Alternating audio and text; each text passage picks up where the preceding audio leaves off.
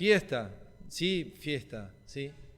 Hoy vi unos jóvenes vestidos de fiesta, ¿saben?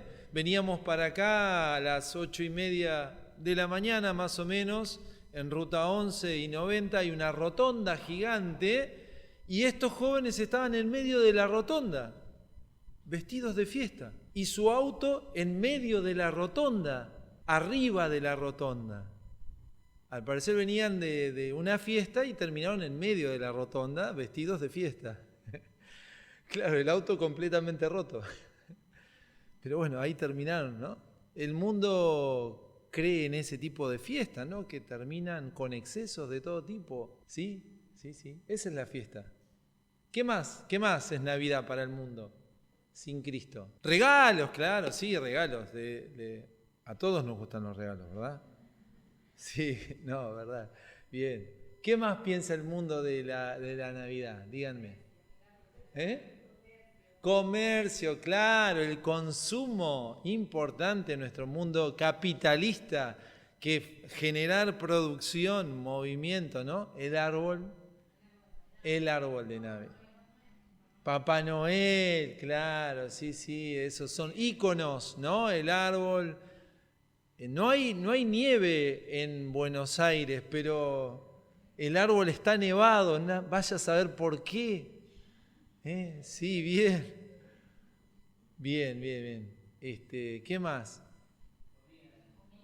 Comida. Me acuerdo el año pasado. Me acuerdo hace unos años atrás, el Papá Noel. ¿Saben cómo se viste Papá Noel, no? ¿Cómo se viste? A ver, díganme. De rojo y blanco, con un atuendo así, con unos pieles blancas y un atuendo rojo. Me acuerdo hace unos años atrás, creo que fue el segundo año que estaba como director en la escuela, en la escuela siempre tenemos proyectos solidarios, ¿no? Entonces en ese entonces, creo que fue el 2018, hicimos una colecta de juguetes para los niños que estaban internados en el Hospital de Niños de La Plata. Y juntamos un montón de juguetes y nos vestimos de Papá Noel y de los 7 enanos, ¿sí? Los duendes, ni siquiera sé. Los enanos son los de... ¡Ay, por favor! Ni siquiera... Los de los duendes, claro, sí. Los ayudantes de Santa, claro. Sí, bueno, se me confundieron las historias. Bueno, claro, sí. Y los chicos de nuestra escuela se vistieron de verde imitando a esos duendes, ¿no? Entonces llevamos todos los regalos allí. No saben lo que transpiró nuestro Papá Noel. Profesor de filosofía, grandote, blanco, una barba blanca, ojos celeste, pelo blanco, y se bañaba en sudor con ese atuendo rojo, con las pieles.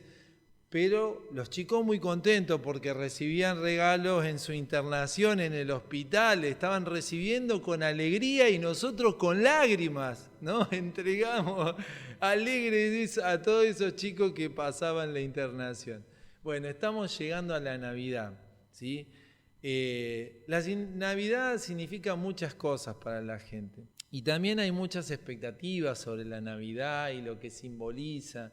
También algunas personas entran en un camino depresivo, ¿no? Porque por ahí tienen algunas expectativas que no se cumplen en el fin de año, ¿no? Termina el ciclo y hay cosas que no se terminaron de cerrar, no se terminaron de cumplir ni familiarmente, ni laboralmente, ni socialmente, y quizás tampoco espiritualmente.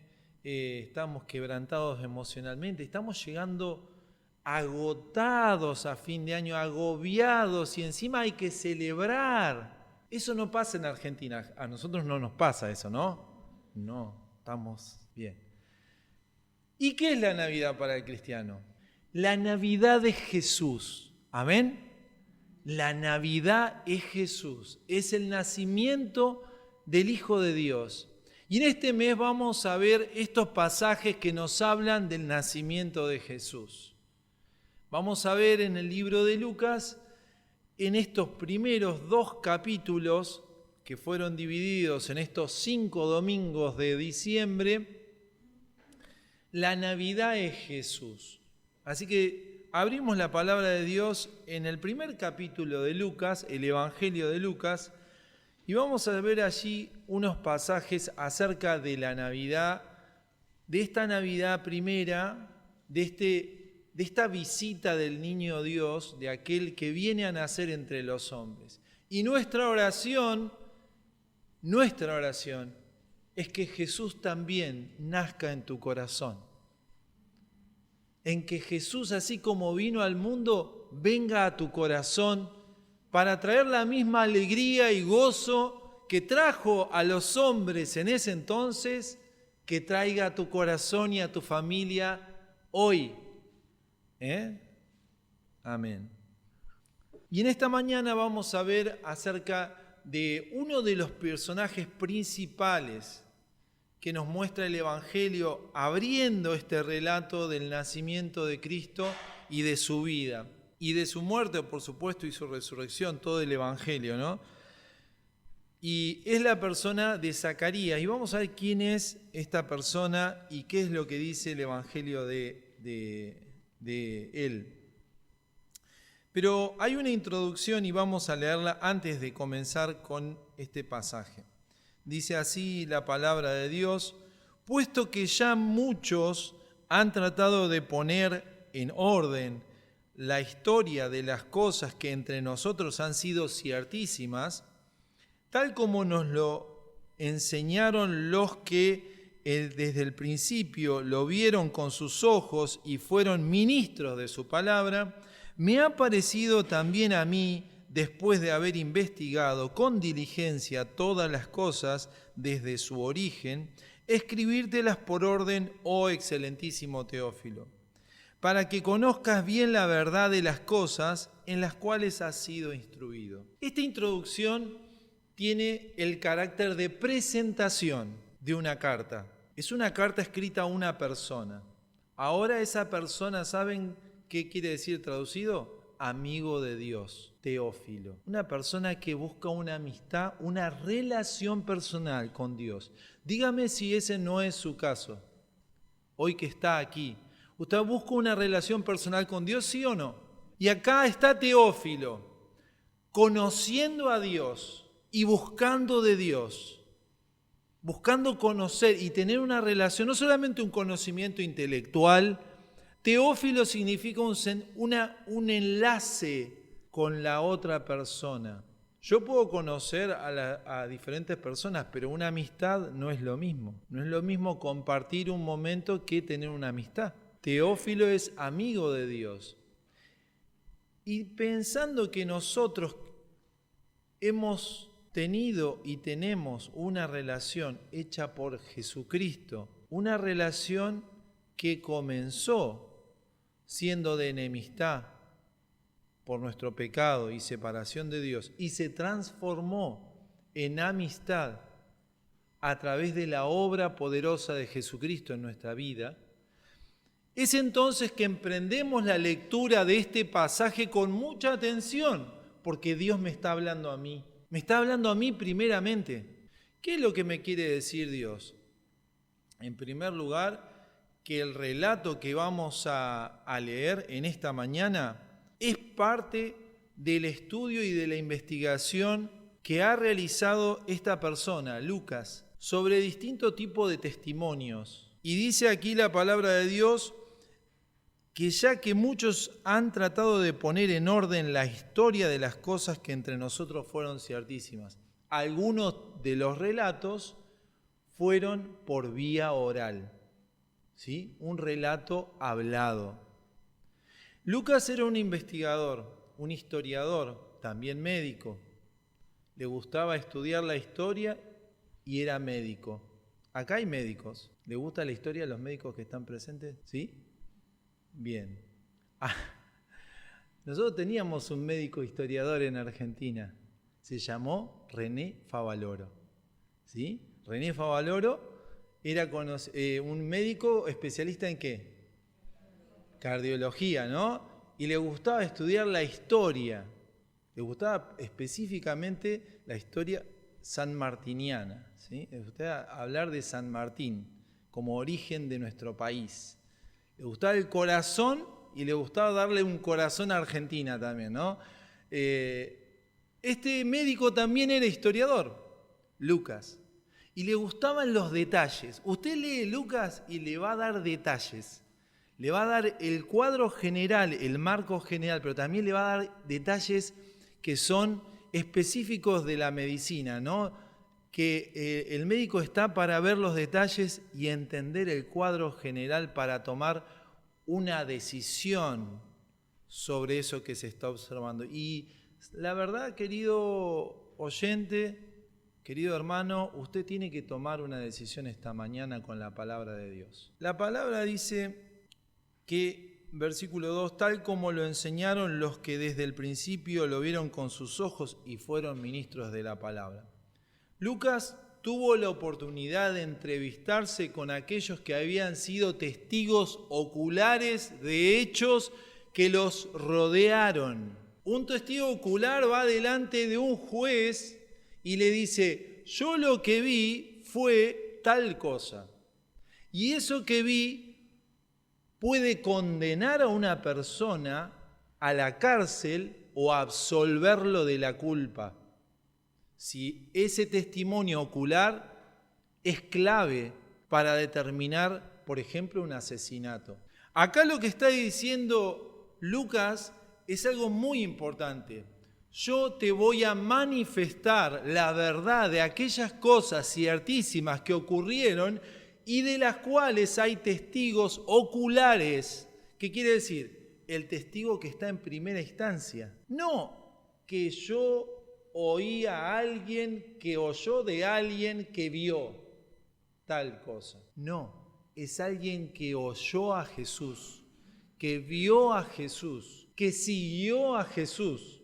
Lo que está diciendo Lucas es, me he entrevistado con aquellos testigos de primera mano que pueden dar cuenta de lo que ocurrió. Y yo voy a emprender esta investigación para ponerla en orden y ser de bendición a ti, oh Teófilo. Le dice excelentísimo, porque excelentísimo era un grado dentro de los rangos que tenía el Imperio Romano para las posiciones de jerarquía. ¿Sí? A una persona común no se la llamaba excelentísimo. ¿Sí?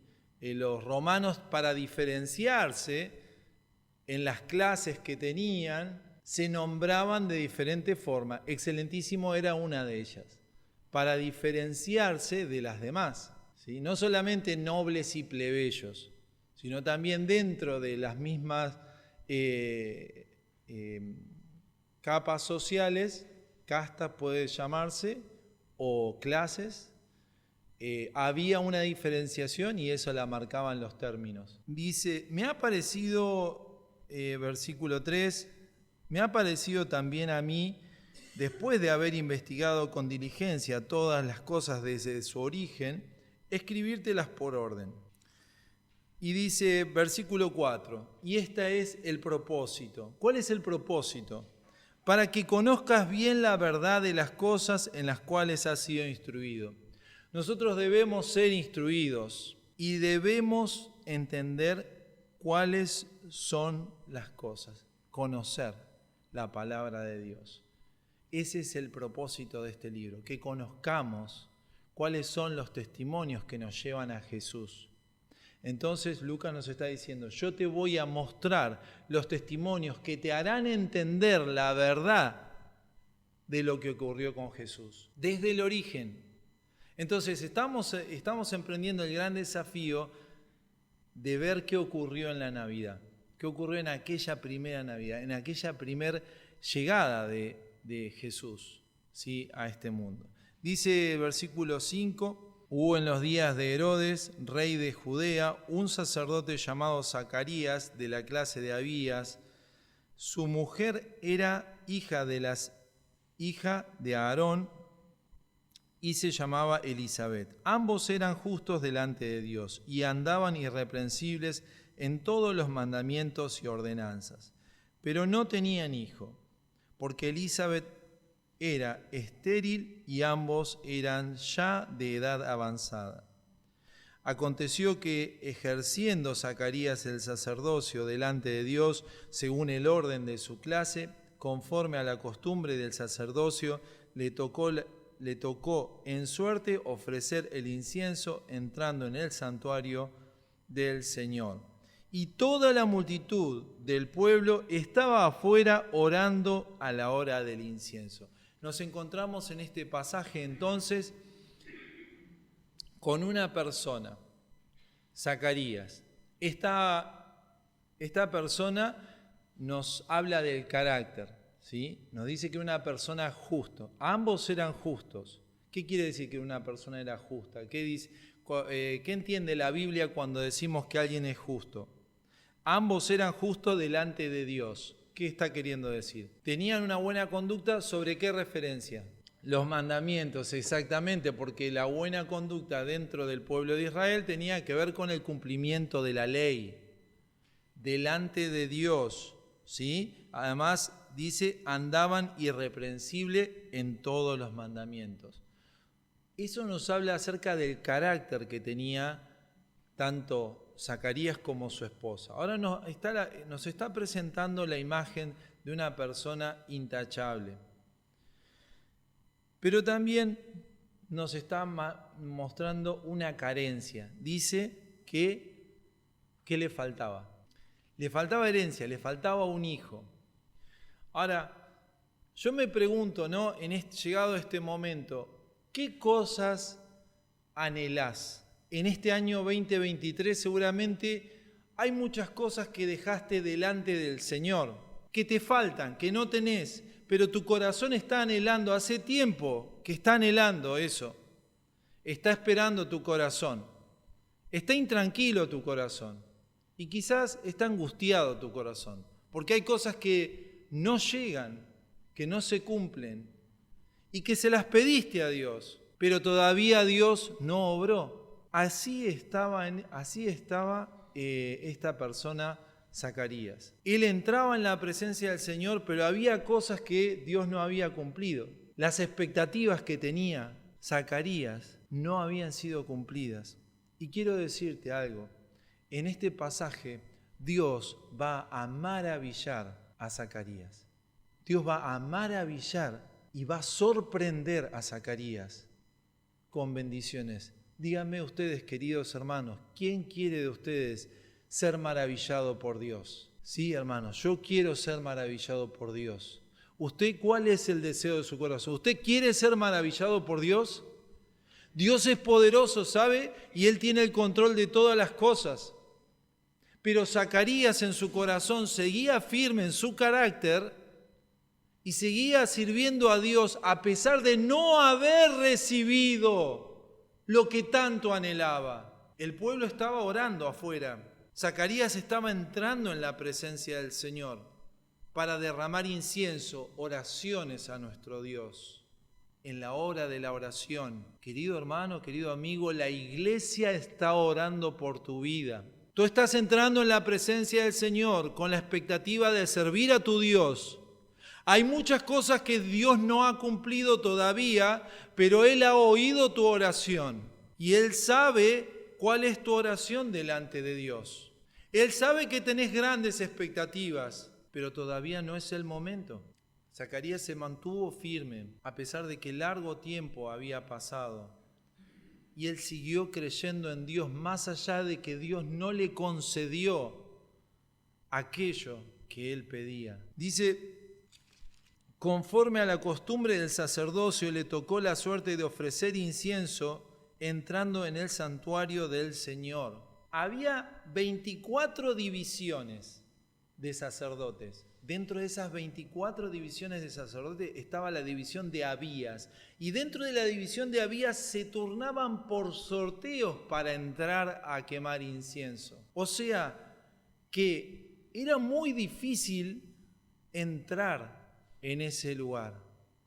Y ese momento que le permitió Dios por esa suerte que se echó, ¿sí?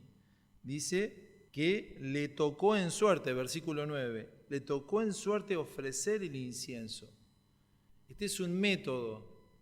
Fue el momento que Dios tenía preparado para hablar a su corazón. Y sabe, quizá usted vino aquí a la iglesia, está congregado y está a la expectativa de lo que Dios tiene para decirle. Dios tiene para decir muchas cosas a usted. Usted está clamando a Dios porque hay cosas que necesita saber. La Biblia tiene la verdad para que usted comprenda, entienda, atesore en su corazón, para que usted lleve a la práctica en el temor de Dios y con su poder. La palabra de Dios transforma la vida de aquel que la atesora porque la palabra es viva. Y ¿sabe? Dios se apareció y Dios habló con este hombre. Dios habló y Dios habla hoy. Dios tiene cosas para decirle. En esta mañana Dios habló a través de las alabanzas. Nuestro hermano Noel nos ministraba también palabras de Dios. Dios está hablando a su pueblo, pero en este caso habla específicamente a Zacarías. Dice que le apareció, versículo 11, le apareció un ángel del Señor puesto en pie a la derecha del altar, y se turbó Zacarías al verle, y le sobrecogió el temor.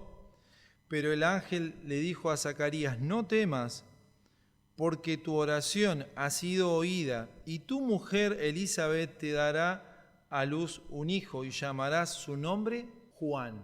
Ahora, todo el pueblo tenía una expectativa. Estaba a la espera del Mesías, de Cristo. Cristo iba a venir.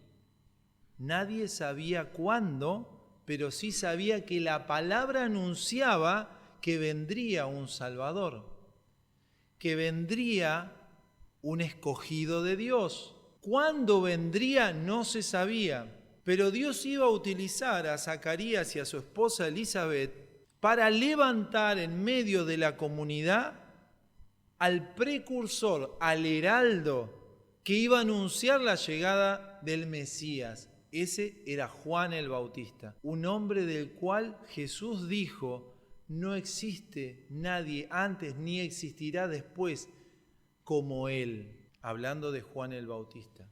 Dios iba a utilizar a esta pareja que no había tenido hijos hasta ese entonces para dar a luz al hombre más grande a los ojos de Jesús. Dios maravilla, Dios te maravilla, Dios me maravilla, porque nuestras oraciones son elevadas a su presencia. Y quizás estás pensando: Dios no me oye, Dios no escucha mis oraciones, Dios no hace caso a las cosas que yo le pido y le imploro. Pero quiero decirte, Dios sí te oye y Dios tiene una voluntad soberana y Dios está obrando en este tiempo. Está obrando en tu corazón, está obrando en tu vida, está obrando en tu mente. Y ¿sabes una cosa? En este momento Dios está obrando en lo que vos le pediste. El plan de Dios para Zacarías fue maravilloso. Porque no fue como Zacarías lo había pensado. Seguramente él sí había pensado cuando tenía 20 años y estaba casado con su esposa, 20 años, iba a tener un hijo. Pasaron los 20 años, no tuvo un hijo. Bueno, a los 30 años, mi esposa va a tener un hijo. Seguía orando. Pasaron los 30 años y no tuvo hijo. Ya 20 años sin hijo, orando por tener un hijo y no tuvo un hijo. Ya 40 años, ¿qué dice la palabra? Dice que era estéril y además ya era anciana. Las dos cosas. Fíjense ustedes cuánto lo imposible se hace posible para Dios. Lo imposible para los hombres se hace posible para Dios. Y Dios le muestra a esta pareja que no hay nada imposible para Dios. Qué maravilloso que es nuestro Dios. Alabado sea Él. Dice el versículo 13, dice: pero el ángel le dijo a Zacarías: no temas, porque tu oración ha sido oída, y tu mujer Elisabet te dará a luz un hijo, y llamarás su nombre Juan. Y tendrás gozo y alegría, y muchos se regocijarán de su nacimiento. Porque será grande delante de Dios, no beberá vino ni sidra, y será llamado lleno del Espíritu Santo, aún desde el vientre de su madre. Y hará que muchos de los hijos de Israel se conviertan al Señor Dios de ellos, e irá delante de él con espíritu de poder de Elías, para hacer volver los corazones de los padres a los hijos y de los rebeldes a la prudencia de los justos, para preparar al Señor un pueblo bien dispuesto.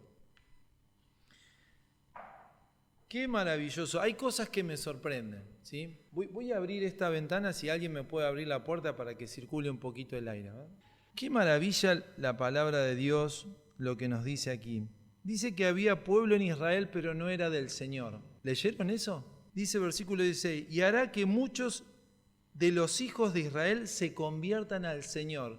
Yo me pregunto, ¿cuántos de los que están aquí hoy no son del Señor? El Señor te conoce, Él sabe si tu corazón está Jesús. Nuestra oración es que Jesucristo, así como vino al mundo como un bebé y nació en un pesebre, también Él venga a tu corazón y traiga regocijo, alegría como Él trajo aquella primera Navidad. Es nuestra esperanza, es nuestro deseo que tengas salvación en Cristo Jesús. Eso es lo que predicamos, eso es lo que vivimos, eso es lo que sentimos. Y dice la palabra que traerá, dice, tendrás gozo y alegría y se regocijarán de su nacimiento. Saben que las maravillas de Dios traen gozo y alegría. Más allá de que había sido larga la espera de este hijo, Dios cumplió con aquello que fue puesto delante de él. Esta oración por un hijo de parte de ellos dos. Y era imposible para ellos en ese tiempo que esa palabra sea cumplida, pero Dios la cumplió en su debido tiempo. Hay un pasaje que dice en la palabra, someteos pues bajo la poderosa mano de Dios, y Él os exaltará. ¿Cuándo? Cuando fuere tiempo. Ahora, la clave en ese pasaje es la palabra cuándo. Y ese cuándo depende de Dios. Mientras tanto, nosotros estamos a la expectativa de las grandes cosas que vendrán de parte de Dios. No cerramos nuestro corazón, no nos ofendemos si Dios no nos da en el tiempo que nosotros pretendemos. Dios tiene reservadas grandes cosas para tu vida y para la vida de tu familia, para que la recibas y podamos disfrutar. Pero también tiene conocimiento de Dios, conocimiento de Él. Y la paciencia es parte del conocimiento que Dios quiere darte y quiere formar en tu vida. La paciencia, la perseverancia de cada uno de nosotros para alcanzar las metas que Dios tiene propuesta para tu vida y para mi vida. ¿Cuántas cosas maravillosas Dios tiene preparadas para vos? Muchas. Y es importante que podamos pensar que Dios está preparándonos maravillas en nuestro camino para poder sorprendernos. Esta es la persona de Juan el Bautista. Todo lo que ustedes ven en la descripción dice que hará que muchos de los hijos de Israel se conviertan. Irá delante de él con espíritu y el poder de Elías para hacer volver los corazones de los padres a los hijos, de los rebeldes a la prudencia. Qué maravilla que Dios iba a levantar a Juan el Bautista para transformar el espíritu de un pueblo y rendirlo a los pies de su Señor. Dios iba a levantar una gran persona en medio de su pueblo por las oraciones de estas dos personas. Dice, versículo 18, dijo Zacarías al ángel, ¿en qué conoceré esto? Porque yo soy viejo y mi mujer es de edad avanzada. Versículo 19, respondiendo el ángel le dijo, yo soy Gabriel, que estoy delante de Dios y he sido enviado a hablarte de estas buenas nuevas. Y ahora quedarás mudo y no podrás hablar hasta el día en que esto se haga, por cuanto no creíste en mis palabras, las cuales se cumplirán a su tiempo.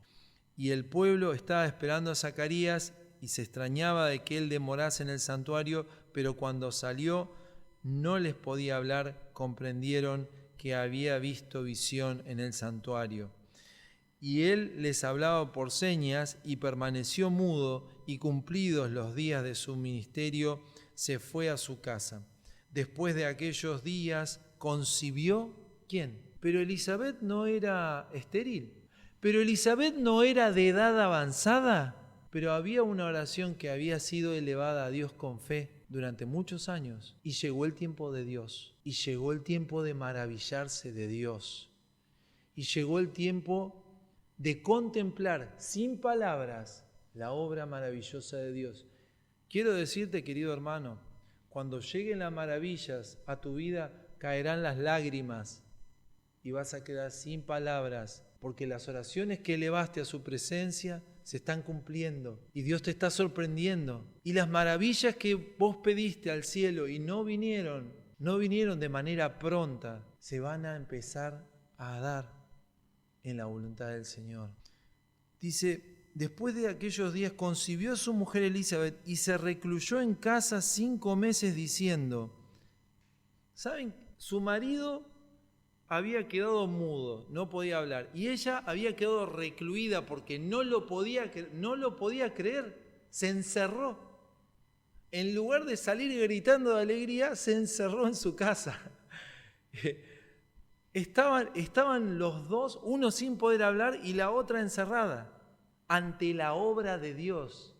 No sabían qué hacer, estaban maravillados, imagínense. Era como cuando Pedro le dice a Jesús, Señor, ¿quieres que hagamos enramadas aquí para Elías, para Moisés, para que estemos juntos? Es bueno estar aquí. Es que cuando estamos maravillados de Dios no sabemos qué hacer, no sabemos para qué lugar salir, porque la palabra de Dios se está cumpliendo en nuestra vida y eso nos trastorna, nos cambia. Qué maravilloso ver al Espíritu de Dios actuando en medio de los tiempos. Y Dios va a estar obrando en medio de tu vida.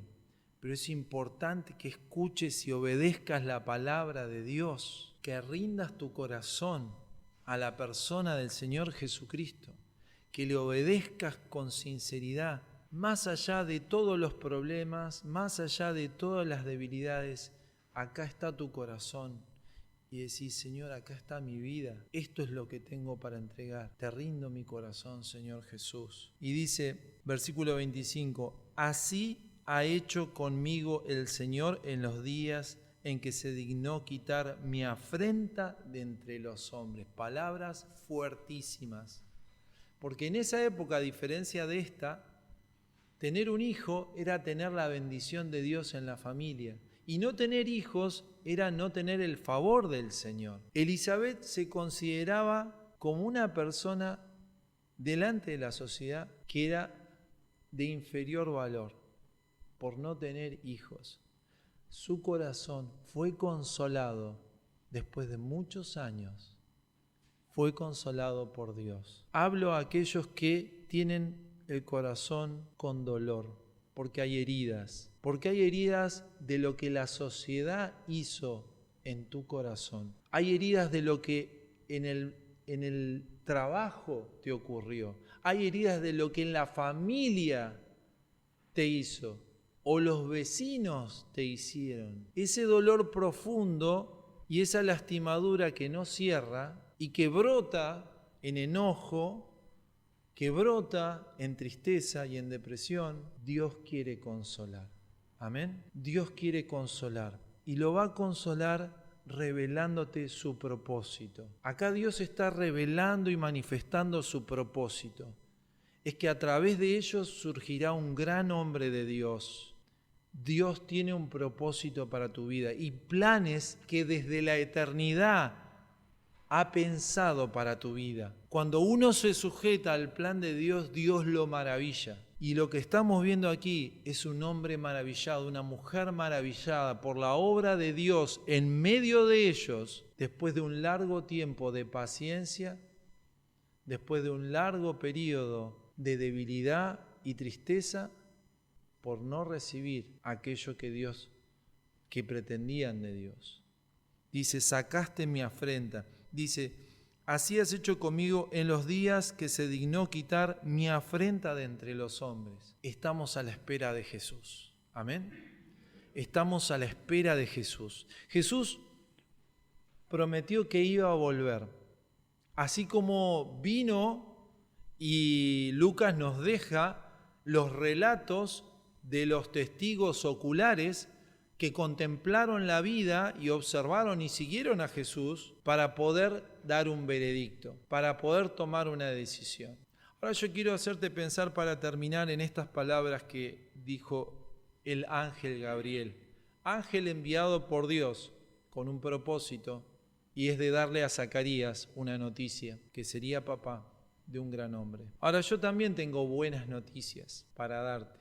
¿Sí? Así como el ángel dice, y darte estas buenas noticias. ¿Cuáles son las buenas noticias en esta mañana? Que Jesucristo vino al mundo y que Jesucristo murió por el mundo, para que el mundo perdido en su locura, en su desenfreno, pudiese encontrar la luz y el camino de retorno a su Dios y Creador, y volvamos a Él por medio de Jesús, siendo limpiados de toda maldad, siendo restaurados desde adentro hacia afuera, por el poder de la sangre que Él derramó en la cruz, por vos y por mí, esa preciosa sangre que derramó el Hijo de Dios para limpiarnos y reconciliarnos con un Dios santo y poderoso. En esta mañana recibe la noticia de parte de Dios. Esta es una buena noticia que no solamente tenemos que guardar, sino como dijo Noel en esta mañana cuando ministraba, tenemos que compartir. Amén. Nos ponemos de pie y terminamos con una oración.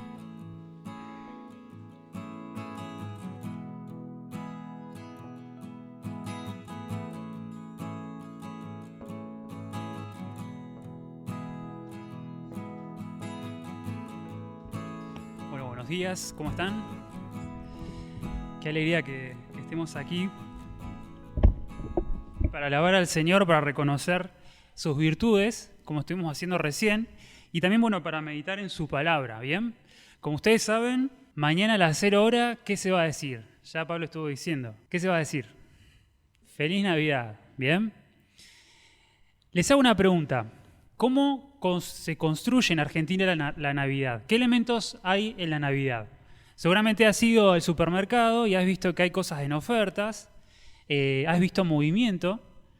Me gustaría que entre todos digamos cómo se construye la Navidad en Argentina hoy. A ver, de Dios nada. Bueno, ¿qué hay? A ver, comida. ¿Qué tipo de comida? Con muchas calorías, ¿bien? Muchas luces en medio de las tinieblas. ¿Qué más? A ver, encuentro, juntarse en familia. ¿Qué más? Bueno, un punto importante porque ahora vamos a ver eso, ¿bien? Pasarla bien, hay que pasarla bien. ¿Qué cosas se dan? ¿Todos nos gustan los regalos o no? ¿A quién no le gusta un regalo? Bueno, en Navidad se hacen regalos, ¿bien? ¿Qué más hay que se pone, que es verde? Un árbol. ¿Qué tipo de árbol? Pino. Muy bien. ¿En los árboles qué se ponen? ¿Cómo? Bombillas, sí. Bueno, bolitas, sí, es cierto. ¿Qué más? Papá Noel, bien. Algunos católicos el pesebre. Yo he escuchado que hay católicos devotos que a las 12 ponen al niño Jesús en la construcción del pesebre. ¿Qué tipo de comida se come? Bueno, ya lo dijeron, pero carne, ¿no? Pavo. Algunos ponen pavo, otros vitel toné. Bueno, me está dando hambre. De todo. Hay que ir a la casa de Francisco porque sí, comen bien ahí. Bueno, la Navidad se construye por muchos elementos, ¿bien? Pero uno yendo a la palabra de Dios se da cuenta que fueron elementos que fue sumando el hombre, que eran elementos secundarios que tal vez hermoseaban el significado de la Navidad. El significado de la Navidad es el nacimiento de Cristo, pero a través del tiempo y la historia el hombre fue sumando cosas, ¿bien? Por ejemplo, ¿cuándo nació el Señor Jesucristo? ¿En qué fecha? ¿25 de diciembre? Bueno, la fecha del 25 de diciembre, por ejemplo, hay dos hipótesis, ¿bien? Hay una hipótesis que es más espiritual que otra. La hipótesis espiritual se dice que el 25 de diciembre es un cálculo que se hace en base a conjeturas, ¿no? Se dice que Jesucristo fue concebido el 25 de marzo. ¿Por qué? Porque es el día en donde el día tiene las mismas horas que la noche. ¿Cómo se llama ese fenómeno? No, solsticio es otro. Ahora vamos a ver el solsticio. Equinoccio. El 25 de marzo es el equinoccio y se dice que ese día el Señor fue concebido en el vientre de María.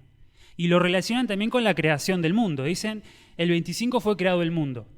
Por conjeturas para nada bíblicas, porque no está una fecha específica en la Biblia, ¿bien? La otra teoría es de origen pagano. Dicen que el 25 de diciembre los romanos celebraban el solsticio de invierno, ¿bien?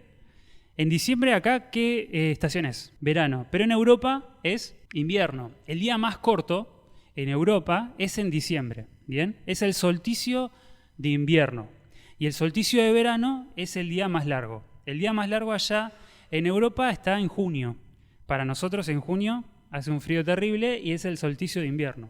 Allá en Río Grande, por ejemplo, en invierno el sol sale a las 10 de la mañana y se pone a las 5 de la tarde, ¿bien?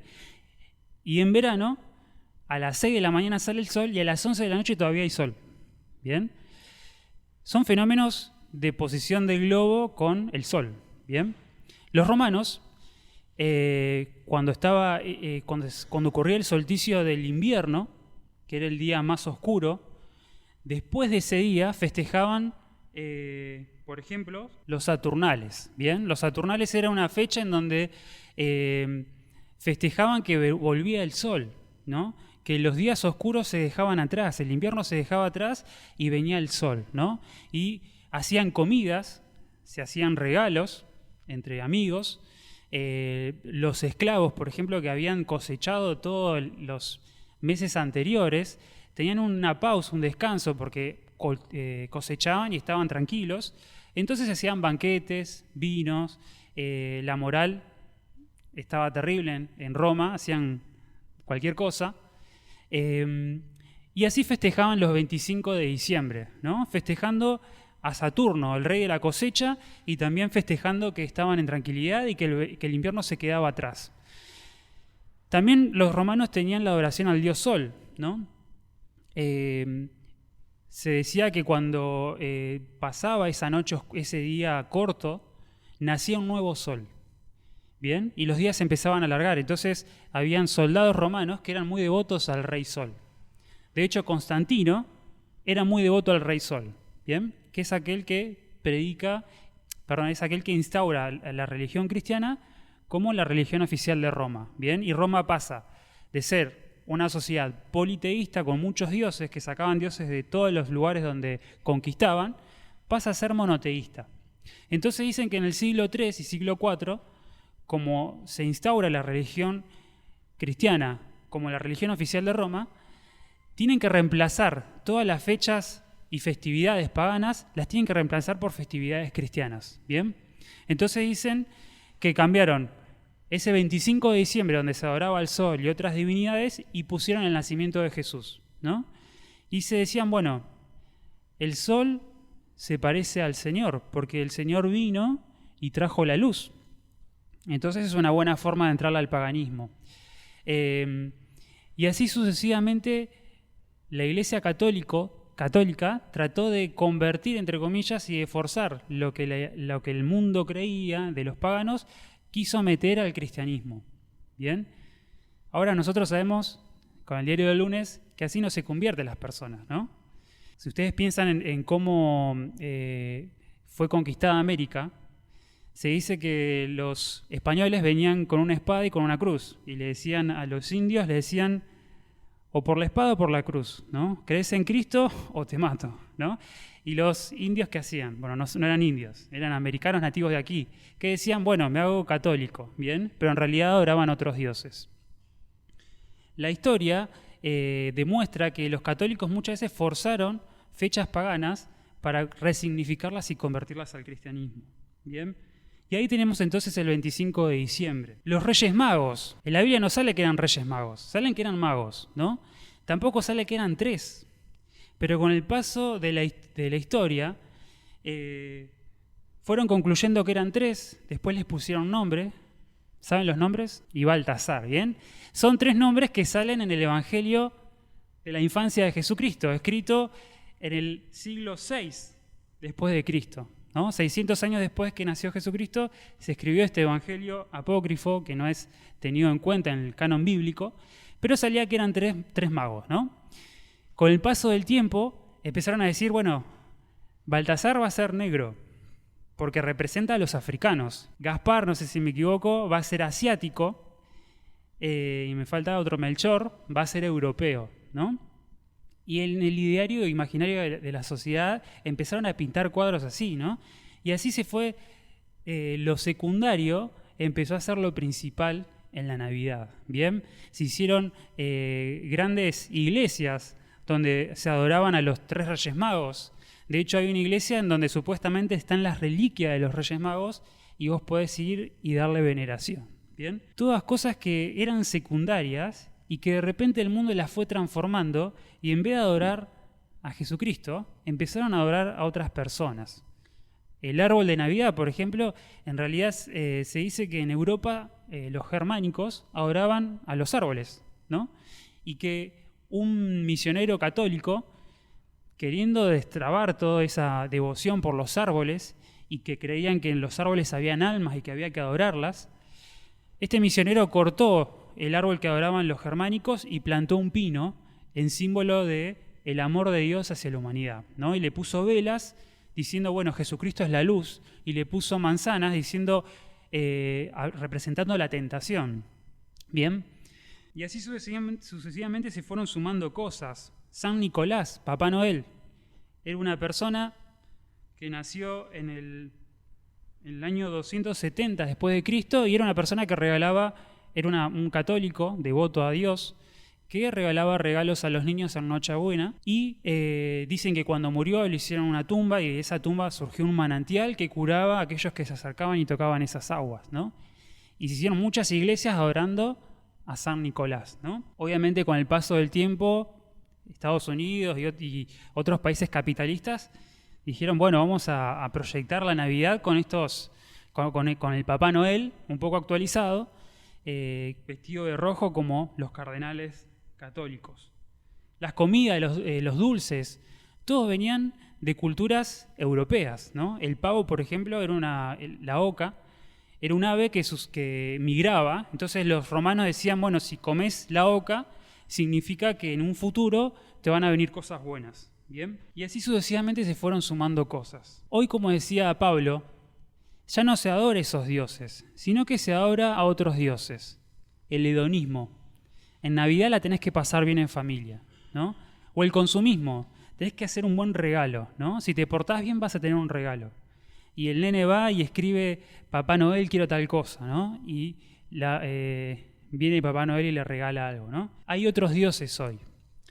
Pero hoy en día la Navidad ha perdido la esencia y es el nacimiento del Señor Jesucristo.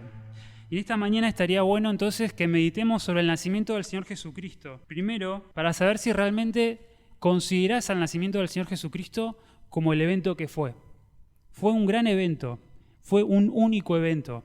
Fue un evento en donde el cielo y la tierra se unieron de tal forma que el Salvador del mundo vino a la tierra, nació para dar salvación a nosotros los perdidos. Y vamos a hacerlo a través de los ojos de Lucas. Vayamos a Lucas capítulo 1. Lucas fue un compañero del apóstol Pablo en sus misiones y se dice que cuando el apóstol Pablo quedó preso en Cesarea 2 años, Lucas tal vez tuvo el tiempo suficiente para juntarse con María y con testigos oculares de la vida del Señor Jesucristo para desarrollar y escribir el Evangelio de Lucas. ¿Bien? Después escribe Hechos de los Apóstoles. ¿Bien?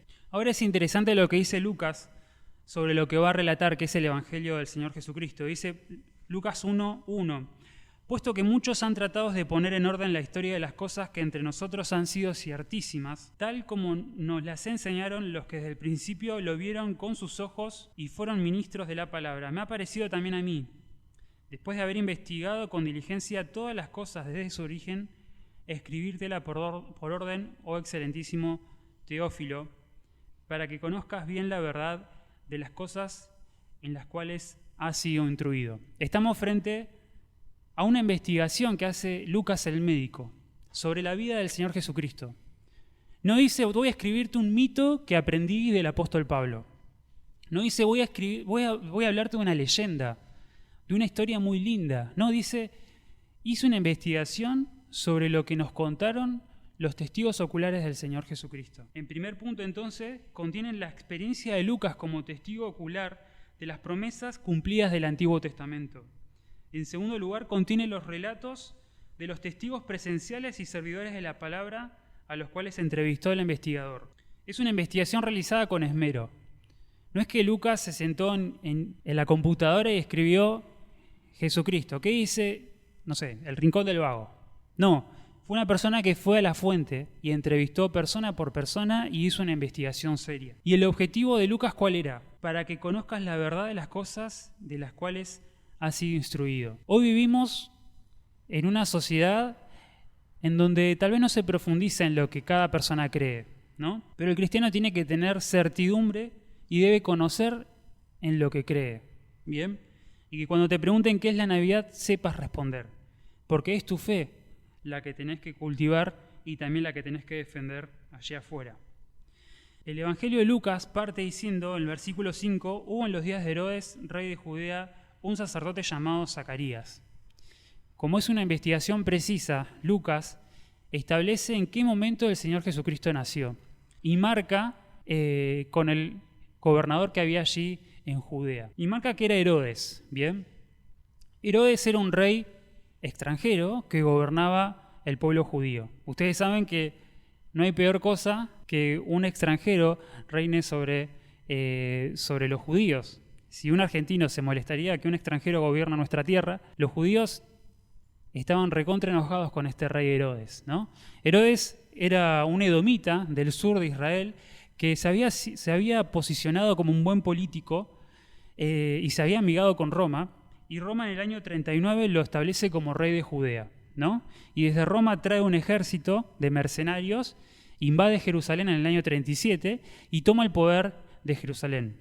Él se casa con una judía, Mariana, era una judía, y se casa a propósito, queriendo así, primero, teniendo el poder, digamos, de ser rey, porque Mariana tenía sangre real, ¿no? Era moneda, pero también queriendo ganarse al pueblo, ¿no? Pero el pueblo nunca le cayó bien a Herodes. Herodes fue un rey déspota, un rey corrupto, ¿bien?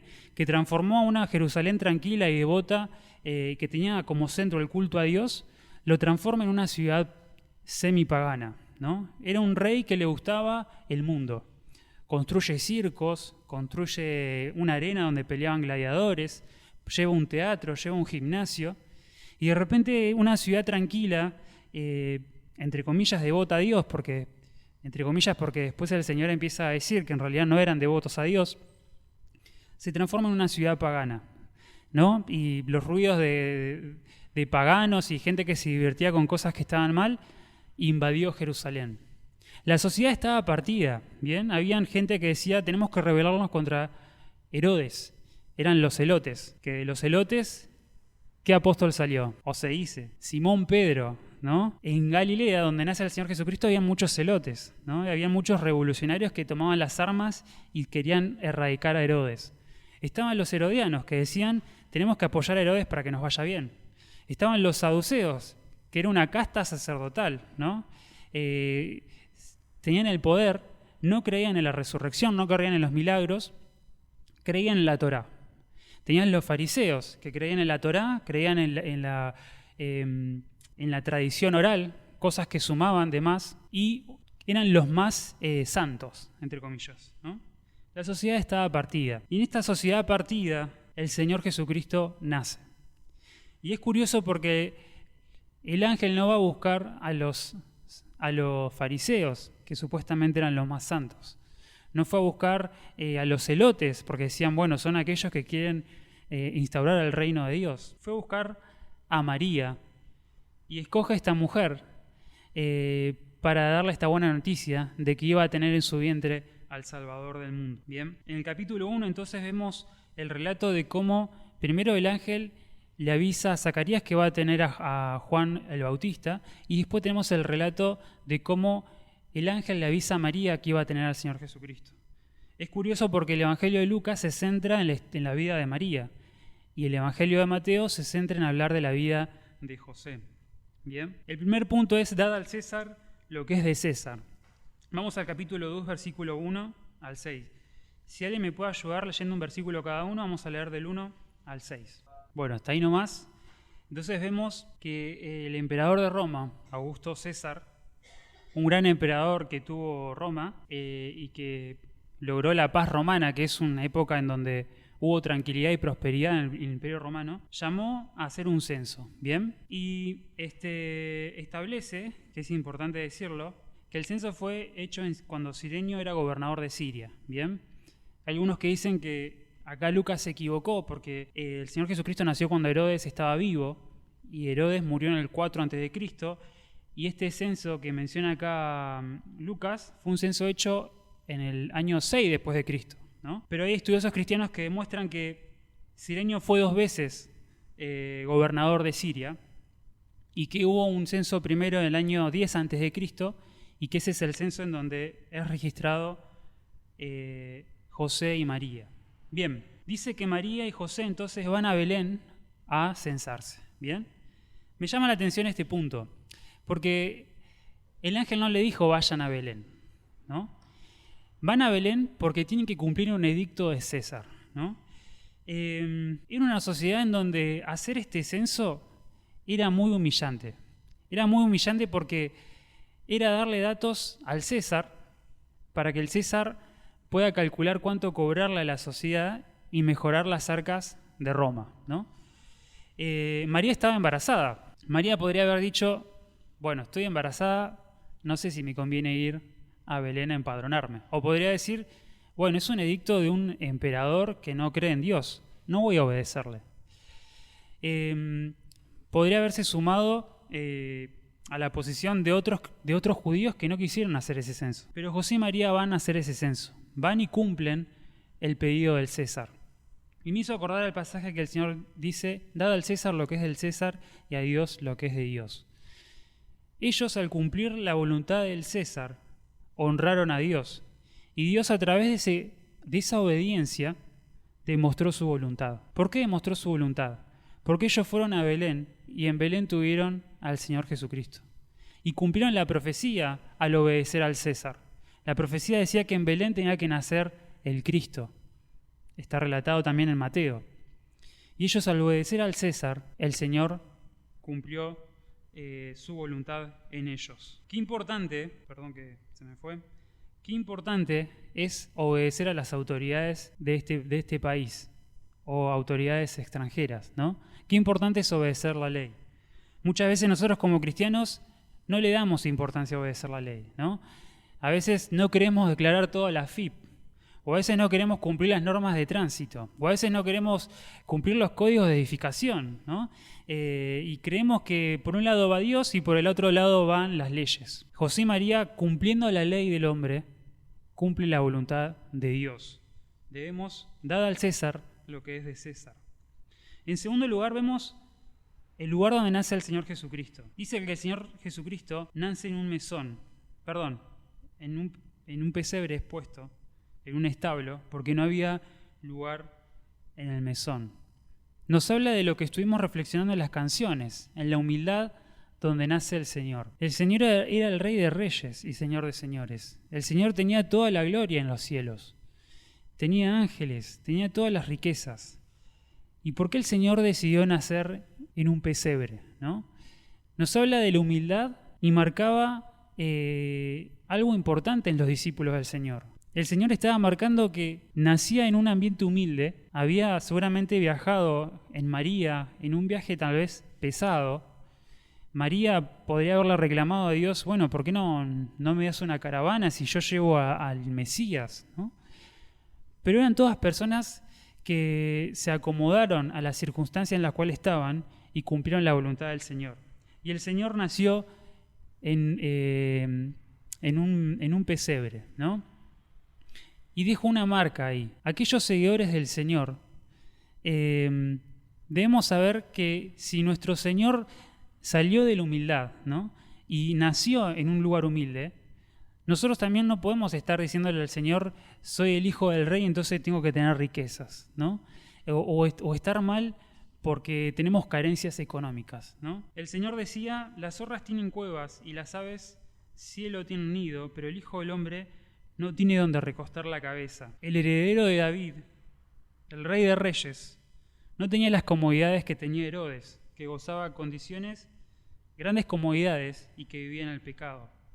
Segunda de Corintios 8:9 dice, porque ya conocéis la gracia de nuestro Señor Jesucristo, que por amor a vosotros se hizo pobre, siendo rico, para que vosotros con su pobreza fueseis enriquecidos. El apóstol Pablo decía que había entendido al Señor Jesucristo y lo que él había venido a hacer. Dijo, no lo digo porque tenga escasez, pues he aprendido a contentarme con lo que tengo. Sé vivir en la pobreza y sé vivir en la abundancia. En todo lugar y en todas las circunstancias he aprendido el secreto de hacer frente tanto a la hartura como al hambre, tanto a la abundancia como a la necesidad. Todo lo puedo en Cristo que me fortalece. El centro de Cristo no estaba en tener comodidades en esta tierra. Y nosotros como sus discípulos tenemos que entender esto también, ¿no? Tenemos que entender que si nuestro Señor vino en humildad económica y en carencias muchas veces, Él más allá de todo eso hizo la voluntad del Padre. Nosotros como hijos de Dios también tenemos que hacer la voluntad del Padre más allá de la cuestión económica. ¿Bien? Qué importante entonces este principio que senta nuestro Señor Jesucristo naciendo en un pesebre. Vamos a la segunda parte. ¿Quiénes visitaron al nacimiento? Verso 8 al 20. Por favor, que alguien me ayude en la lectura. Leo el verso 8 y después lean 2 cada uno. Había pastores en la misma región que velaban y guardaban las vigilias de la noche sobre su rebaño. Bueno, hasta acá nomás entonces la lectura. ¿Bien? Habían pastores allí en las montañas de Judea que estaban trabajando. ¿Bien? Era la noche y el Señor se revela a estos pastores, ¿no? Como dije al principio, en Jerusalén abundaban gente estudiosa, gente piadosa, entre comillas, pero el Señor no, los ángeles se comunican con pastores, ¿no? Los pastores no eran personas que estaban en la pirámide social, eran personas humildes, ¿bien? Pero por lo que dice este texto, eran personas que eran temerosas de Dios, ¿no? Eran personas que eran sensibles a la voz del Señor. Aún en su humildad, eran personas temerosas del Señor. La frase que dice el ángel, que hoy a la mañana estuvimos meditando, es no teman, y les da una buena noticia. No teman porque os doy una buena noticia de gran gozo. Y dice, van a ser el Salvador, que es Cristo el Señor. Qué gran noticia. Qué gran noticia porque ellos esperaban a aquel Mesías sufriente que aparece en Isaías 53. En Isaías 53 sale como el siervo de Dios iba a atravesar dificultades, iba a llevar las iniquidades del pueblo y iba a ser aquel que iba a justificar a muchos, ¿no? Y decir, viene el Cristo, el Salvador del mundo, era traerles a la memoria la profecía del Antiguo Testamento, ¿no? Y les da una señal, hallarán al niño envuelto en pañales, acostado en un pesebre. Y dice que repentinamente apareció una multitud de huestes celestiales que alababan al Señor y decían, gloria a Dios en las alturas y en la tierra paz, buena voluntad para con los hombres. Hay algunas traducciones que traducen, por ejemplo, la Reina Valera del 2015, gloria a Dios en las alturas y en la tierra paz entre los hombres de buena voluntad. Y Dios habla hoy y traduce, gloria a Dios en las alturas, paz en la tierra entre los hombres que gozan de su favor. Es decir, en esta alabanza se daba gloria a Dios que estaba en los cielos. No se daba un deseo, sino que se profetizaba que en la tierra iba a haber paz para los hombres de buena voluntad. Paz para los hombres de buena voluntad. Hoy te dice, felicidades, que la pases bien en Navidad. La pregunta es, ¿esta persona es de buena voluntad delante de los ojos del Señor? ¿Realmente va a tener la paz de Dios esta persona a la cual uno le desea eso? Acá los ángeles decían, en la tierra va a haber paz para las personas de buena voluntad para con los hombres. Y pensaba en qué paz traía este bebé que era Dios. ¿Cuál era esa paz? Y pensaba en lo que el Señor dijo, mi paz os dejo, mi paz os doy. No es la paz que da el mundo. Y estaba hablando allí de que Él los iba a acompañar en esta tierra, que iban a tener dificultades, que iban a tener problemas, ¿bien? Pero ellos iban a tener paz porque estaban con el Señor y tenían al Espíritu Santo morando en su interior. Romanos 5:1 dice que tenemos paz para con Dios, porque Cristo nos reconcilió con Dios. Justificados pues por la fe, tenemos paz para con Dios por medio de nuestro Señor Jesucristo. Entonces en esta alabanza, los ángeles le estaban diciendo a estos pastores que la tierra iba a tener paz en las personas con buena voluntad, ¿bien? Con buena voluntad para con el Padre. En ese tiempo habían muchas personas deseando paz. Herodes, por ejemplo, deseaba la paz. Él deseaba la paz y para que no haya ningún contrincante de su reino, de su silla, mató a su esposa, mató a sus hijos en un arrebato de locura, ¿bien? Porque posiblemente sus hijos lo podían traicionar y matarlo. Los herodianos también querían paz, pero la paz la buscaban apoyar en el aliado político Herodes.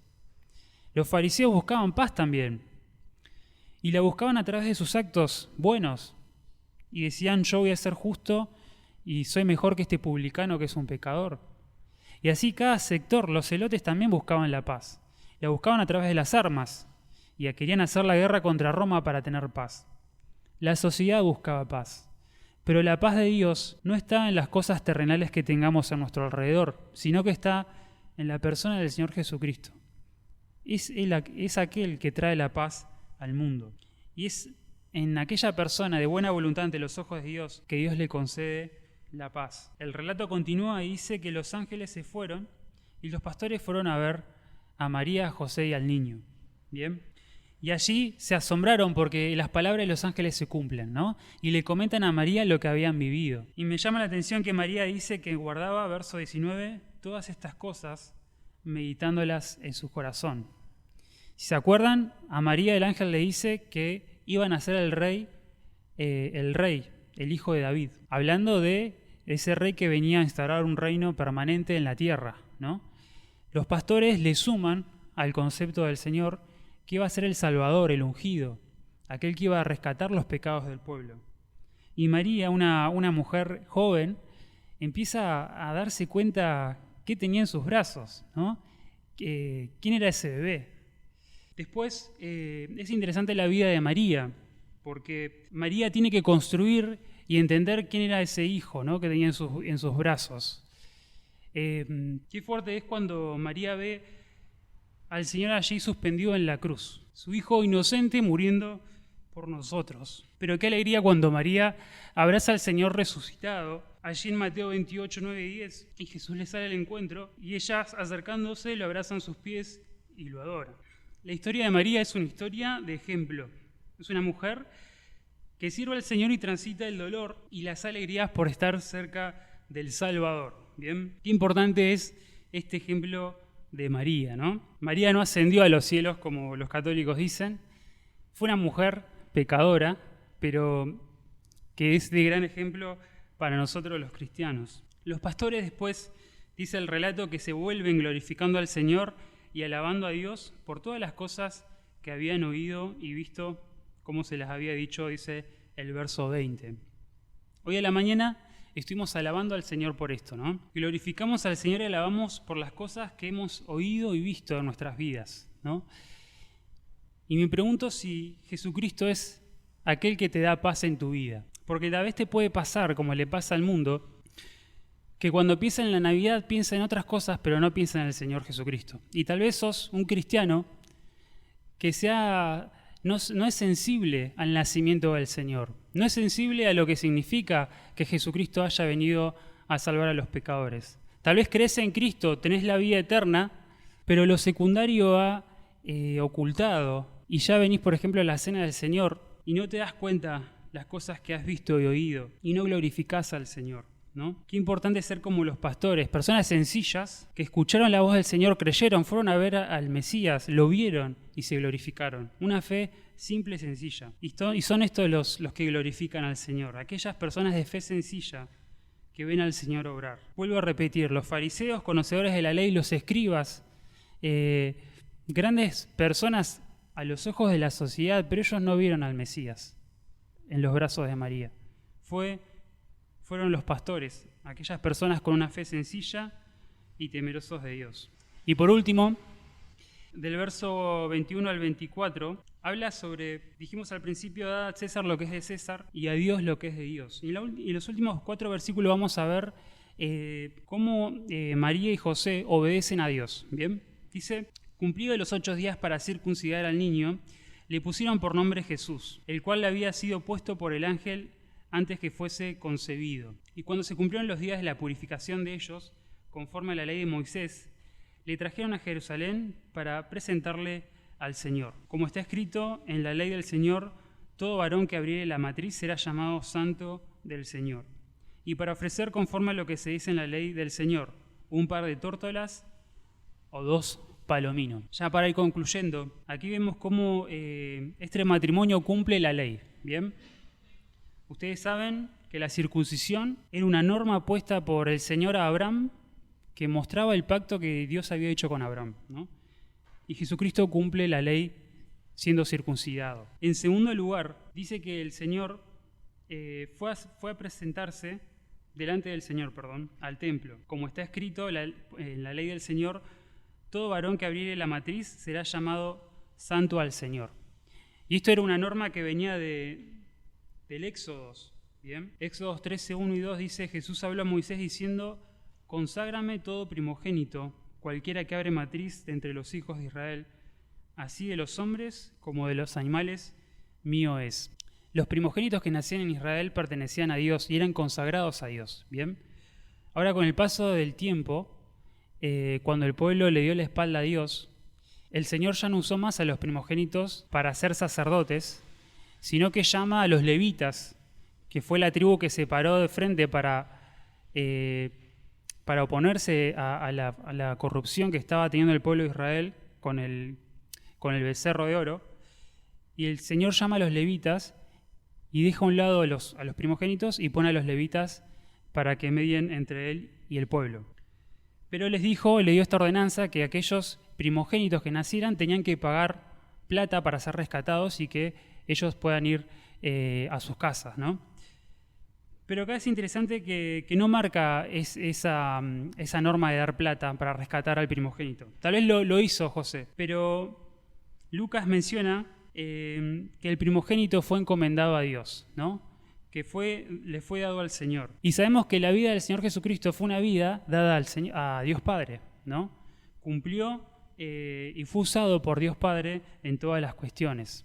Y de hecho es el sumo sacerdote actualmente que media entre la iglesia y Dios. ¿Bien? Y después una característica que muestran que José y María eran un matrimonio pobre es que ellos ofrecen tórtolas y 2 palominos, ¿no? Generalmente los más ricos daban un animal, no me acuerdo si era un becerro o una oveja, pero los más pobres daban animales alados, ¿no? Era una ofrenda de alguien humilde, ¿no? Y José y María dan lo mejor al Señor, lo que mejor tienen, lo dan en estas 2 ofrendas. ¿Bien? Y así este matrimonio cumple la ley del Señor. Como conclusión podemos decir entonces que la Navidad entonces se centra en el nacimiento del Señor Jesucristo. ¿Bien? Se centra en la venida del Salvador del mundo a esta tierra. ¿Bien? Y la pregunta es si realmente el propósito por el cual vino el Señor se cumple en tu vida. ¿Para qué vino el Señor a esta tierra? Bueno, vino para darle paz al hombre. Y la pregunta es si tenés paz con Dios. La pregunta es si realmente en Jesucristo te sentís completo. La pregunta es si Jesucristo ha limpiado tu corazón de tus pecados. Ojalá que tu paz no esté en cosas de esta tierra. Ojalá que tu paz no esté en las cosas de este mundo. Ojalá que el Señor Jesucristo haya cumplido el propósito por el cual vino a esta tierra. La Navidad no es un lugar, no es un momento en donde vos puedas dedicarte a la diversión, como se dice, o el centro son los regalos. La Navidad habla del nacimiento del Señor Jesucristo y su propósito es venir a darte paz. El Señor nació, se desarrolló y vino a cumplir un ministerio que era morir allí en la cruz por vos y por mí. Y Él resucitó y ahora está en los cielos intercediendo por la iglesia. Qué importante es que entendamos para qué vino el Señor y que nos hagamos la pregunta, ¿tengo paz de Dios en mi vida? ¿Realmente el Señor llena todo el interior mío? ¿Realmente estoy tranquilo en Cristo? ¿O estoy pensando que me falta plata? ¿O estoy pensando que me gustaría viajar? ¿O estoy pensando que para servir al Señor tengo que tener muchas cosas? Tengo que tener una gran casa, tal vez un gran auto.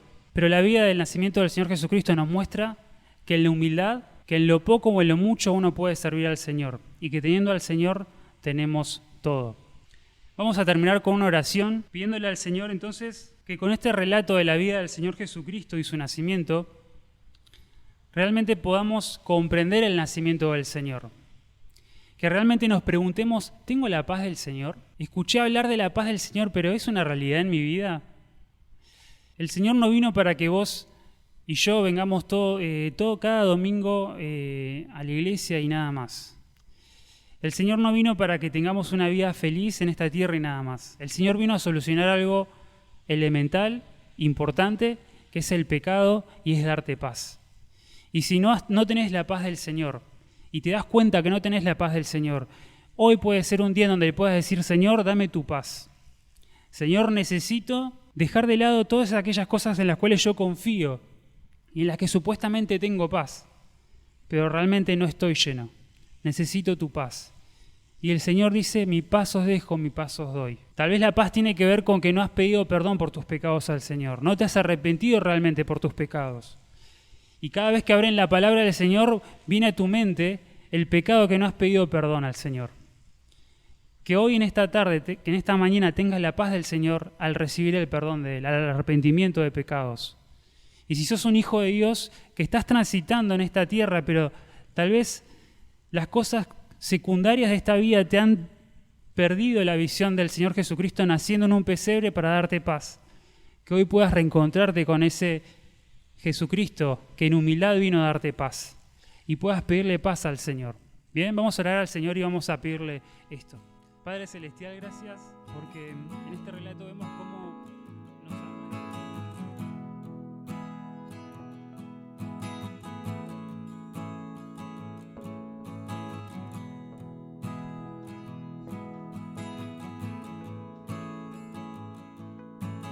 Buenos días a todos, ¿cómo andan? Espero que se encuentren bien. La verdad que muy fuerte los testimonios, los agradecimientos. Y hoy la lectura que vamos a tener es algo también relacionado a un agradecimiento, relacionado a por qué valoro tanto a esta persona. Yo le puse este título de este mensaje, aprecio o valor hacia el otro. Y ahora vamos a ver hacia quién es esta persona que estoy haciendo referencia. Pensando en el día a día, durante todo este año hemos visto distintas personas surgir. Vemos distintas personas, ya sea en la parte atlética, en el fútbol hay un montón de personas que son famosas, en distintos deportes también. En el área científica también hay muchas personas que resaltan, sobre todo cuando hay un premio Nobel. La verdad que muchas de las personas prestan atención porque quisiera ver cuál es ese nuevo descubrimiento, pero también quién es el que lo descubrió. ¿Quién es el que tuvo esa sabiduría para poder encontrar, ya sea una persona o sea un grupo? Así podemos ver cómo distintas figuras políticas también surgen. A mí la verdad que me llamaba mucho la atención el nuevo partido político y que ahora es el presidente, decir cómo en tan poco tiempo se hizo tan conocido. Y no solamente es cómo se fueron haciendo conocidos, sino también cómo la persona que los rodean le tienen también un cierto aprecio. Vemos que cuando circula el presidente hay muchas personas que lo aprecian, lo quieren, le dan regalos, le dan lindas palabras, pero no solamente él, sino que hay distintas personas que también son famosas, por ejemplo, no sé, ahora se me ocurre Messi, llega a cruzarse por acá y seguramente muchas personas lo van a reconocer, ya sea que por su carisma, por su forma de ser, por la vestimenta, y la verdad que eso impacta y hace que la persona diga muchas cosas y actúe de diferentes maneras. A veces son de maneras muy apuradas, de manera muy loca, que hacen cualquier tipo de cosa, pero también a veces hay personas que se visten o actúan de manera muy similar, porque conocemos muchas personas que son parecidas a Messi, y esas personas que tienen ese atributo de parecerse a Messi, aprovechan y reciben esos regalos que por ahí esa persona no lo llega a distinguir. Pero bueno, la verdad que me llama mucho la atención cómo a las distintas personas que surgen se les tiene un cierto aprecio, ya sea por su talento, por su sabiduría o por cómo es la persona. En el día de hoy vamos a estar leyendo Lucas y vamos a ver cómo se le aprecia a una persona. Vamos a ver diferentes actores cómo lo aprecian, qué valor le dan a esta persona. Así que les invito a que vayan a Lucas, capítulo 2, versículo del 25 al 40.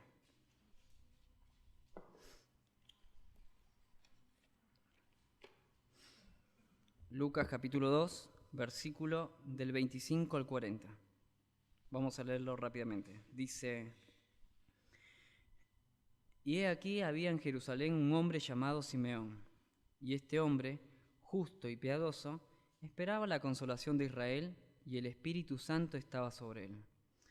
Y le había sido revelado por el Espíritu Santo que no vería la muerte antes que viese al ungido del Señor. Y movido por el Espíritu vino al templo. Y cuando los padres del niño Jesús lo trajeron al templo para hacer por él conforme al rito de la ley, él lo tomó en sus brazos y bendijo a Dios diciendo: Ahora, Señor, despides a tu siervo en paz, conforme a tu palabra, porque han visto mis ojos tu salvación, las cuales has preparado en presencia de todos los pueblos, luz para revelación a los gentiles y gloria de tu pueblo Israel. Y José y su madre estaban maravillados de todo lo que se decía de él. Y los bendijo Simeón y dijo a su madre María: He aquí, está puesto para caída y para levantamiento de muchos en Israel, y para señal que será contradicha. Y una espada traspasará tu misma alma, para que sean revelados los pensamientos de muchos corazones. Versículo 36. Estaba también allí Ana, profetisa, hija de Fanuel, de las tribus de Aser, de edad muy avanzada, pues había vivido con su marido 7 años desde su virginidad. Y era viuda hace 84 años y no se apartaba del templo, sirviendo de noche y de día, con ayunos y oración. Esta, presentándose en la misma hora, daba gracias a Dios y hablaba del niño en todos los que esperaban la redención en Jerusalén. Los últimos 2 versículos dice: Después de haber cumplido con todo lo prescrito en la ley del Señor, volvieron a Galilea, a su ciudad de Nazaret. Y el niño crecía y se fortalecía y se llenaba de sabiduría, y la gracia de Dios era sobre él. Había mencionado al principio que el mensaje se llama valorar o apreciar a esta persona. Las personas que van a estar participando encontramos en total 5. Tenemos a Simeón, tenemos a Ana, en el medio tenemos al Señor Jesús y vamos a poner en este caso a mi derecha estaban los padres, José y María. Para tener un poco de idea en qué contexto se está hablando, qué es lo que estaba pasando en este momento, en qué situación nos encontramos, por qué se habla estas cosas, es necesario saber, bueno, el domingo pasado hemos estado repasando el nacimiento del Señor Jesús, vemos que es un nacimiento milagroso, único, que ninguna otra persona lo hizo, y en este momento tanto los padres como Jesús se estaban dirigiendo al templo de Jerusalén. Ahora bien, ¿por qué? Porque tenían que seguir un rito que era cumplimiento de la ley de Moisés, que decía que la mujer que daba a luz, o sea, una vez que ya estaba en posparto, tenía que ir a purificarse, ¿sí? Tenía que ir a llevar una ofrenda. Por otro lado, también el niño Jesús tenía que cumplir un rito que era la circuncisión. Todo varón se tenía que circuncidar cumpliendo la ley de Moisés. Así que bueno, por esta razón es que los padres y Jesús estaban yendo al templo. Ahora, un pequeño detalle que por ahí yo no lo noté cuando estaba leyendo: ¿eran los únicos padres que dieron a luz y que fueron a dar una ofrenda? ¿Que tuvieron que purificarse, que tenían que hacer este acto de circuncisión? La verdad que no. Había más padres, había más mujeres que habían tenido partos y que iban a dar una ofrenda. Así que no era la única familia, había mucho más. ¿Qué más estaba sucediendo en este momento? Tenemos que tener en cuenta que en la mañana estamos repasando la señal del Señor, que uno de los imperios en donde estaba en su máximo esplendor el pueblo de Israel, el pueblo de Dios, el pueblo judío, era cuando estaba gobernando Salomón, ¿sí?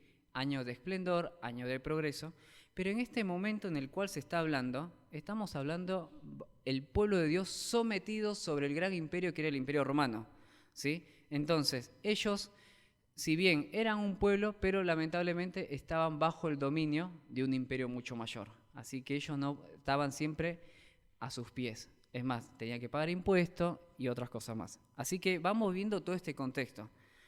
Estaban bajo el Imperio Romano, estaban yendo al templo, no eran la única familia. Y lo otro que hay que tener en cuenta es que el pueblo de Israel, el pueblo judío, estaba esperando a una persona que venga y los libere y esté por arriba del Imperio Romano, ¿sí? Ellos estaban esperando la promesa, ellos estaban esperando al Mesías, ellos estaban esperando al rey que iba a ocupar el trono de David, el Altísimo. Así que esto es así en donde nosotros nos encontramos. Tenemos que tener en cuenta estos tres aspectos. Bajo el Imperio Romano, esperando un rey, y que había muchas personas en este templo. No era la única familia. ¿Quiénes son estas dos personas que aparecen? Encontramos a Simeón y a Ana. La verdad que acá me hice un mini resumen para tener un poco acerca de los atributos.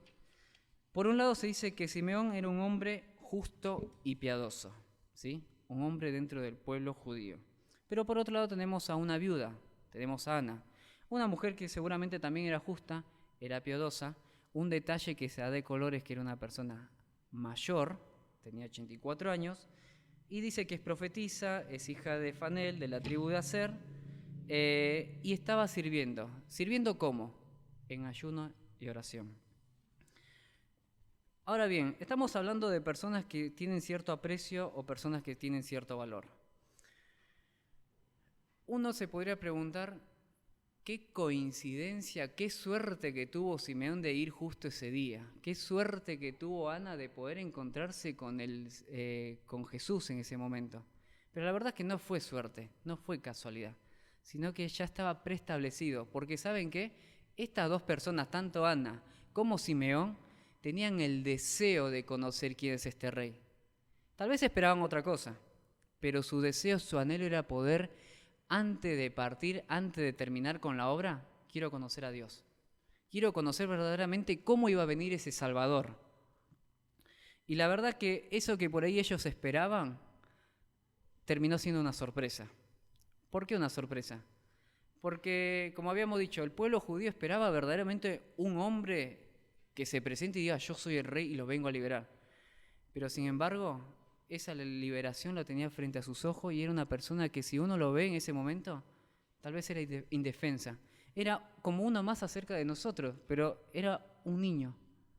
Y la verdad que ellos se maravillaron, exaltaron, y ahí viene la palabra, alabaron. ¿Por qué?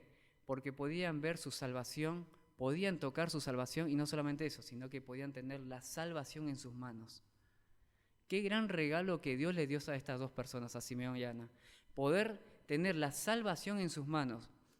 Poder que el Espíritu, como dice acá, el Espíritu de Dios les dio ese GPS, esa orientación de poder llegar a la mano de Dios. No fue otra persona, sino Dios le puso. ¿Tenés ese deseo que anhelés tanto? Bueno, te lo voy a cumplir.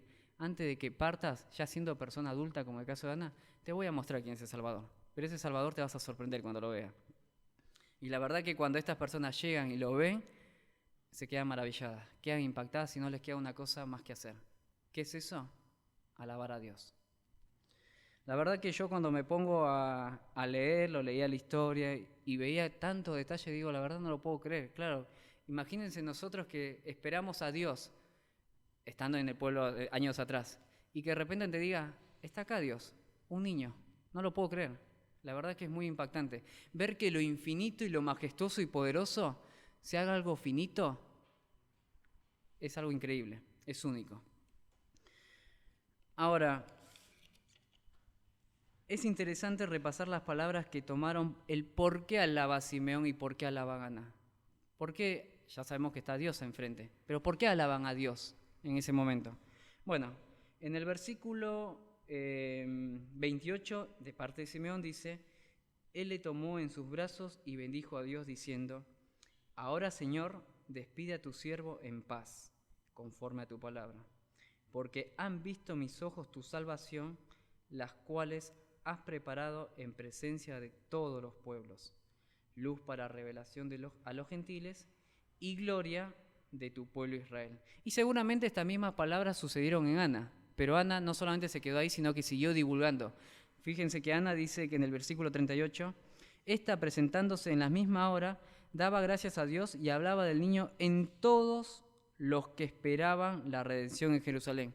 ¿Hay otras personas que también esperaban al Mesías, al Salvador? Sí, pero esta persona que verdaderamente comprendió quién estaba enfrente, quién había venido justo al templo y que justo coincide que yo haya llegado, bueno, te estoy dando a conocer. Vos que estás esperando al Mesías, vos y vos y vos, te quiero dar a conocer que lo tenés acá enfrente.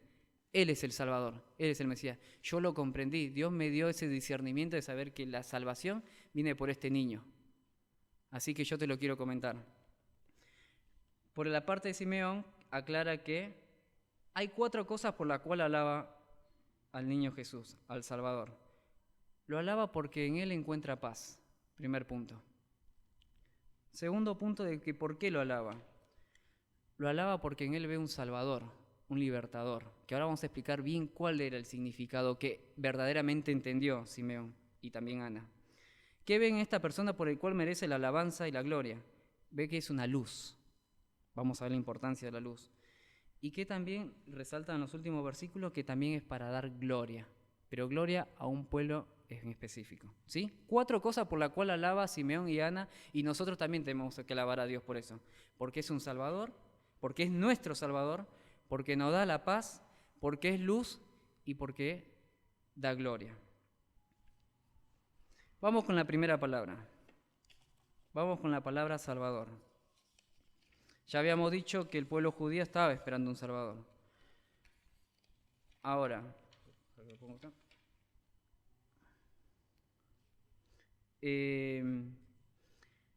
es importante que cuando hablan acerca de un Salvador, ellos como pueblo judío decían, este Salvador es solamente para nosotros, para el pueblo de Dios, no para otras personas.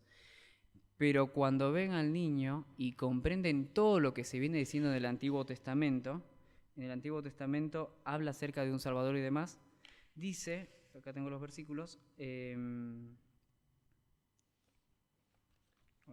lo encuentre, acá, Isaías 42, del 6 al 7, dice, le leo rápidamente, yo Jehová te he llamado en justicia y te sostendré por la mano, te guardaré y te pondré por pacto al pueblo, por luz a las naciones, para que abra los ojos de los ciegos, para que saque de las cárceles a los presos y de la casa de prisión a los que moran en tinieblas.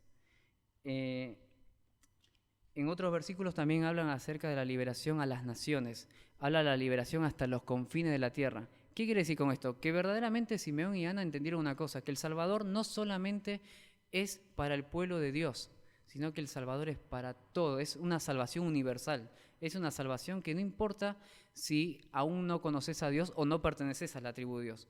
Pero quiero decirte que la salvación se extiende a toda la humanidad, ¿sí? Eso es lo que verdaderamente reflexionó estas 2 personas. Hay más versículos, pero bueno, me quedo con esos. La otra cosa que habíamos dicho, aparte de ser Salvador, es que da la paz. Cuando meditaba acerca de la paz, todos decimos Dios es paz, es uno de los atributos de Dios, Dios nos da la tranquilidad, pero me llama la atención cuando Dios habla acerca de la paz, que dice, hay una parte que dice en uno de los versículos, acá, en Mateo 10:34 dice, no penséis que he venido a traer paz a la tierra.